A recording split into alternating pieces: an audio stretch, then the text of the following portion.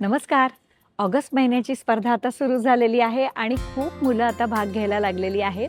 म्हणून आपण असं करतोय की 6:30 वाजता आपला व्हिडिओ आला की सगळ्यात पहिल्यांदा जो मुलगा किंवा मुलगी विद्यार्थी जो उत्तर आपल्याला पाठवणार तर पुस्तकाचा संदर्भ असेल आणि सगळ्यात सुरुवातीला ज्याचं उत्तर आलेलं असेल आणि बरोबर असेल तर ते आपण विचारात घेणार आहोत.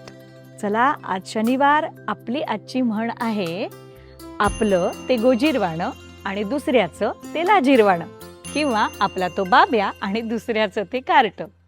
या म्हणींचा अर्थ असा की आपल्या संबंधाने मनुष्य नेहमीच उदार असतो आणि दुसऱ्याच्या संबंधाने तेवढा असत नाही. आता बाब्या हा शब्द प्रेमवाचक आहे आणि कार्टं हा शब्द थोडासा तिरस्कारदर्शक आहे. म्हणजे आपलं तेवढं चांगलं वाटतं आणि दुसऱ्याचं तेवढं चांगलं वाटत नाही.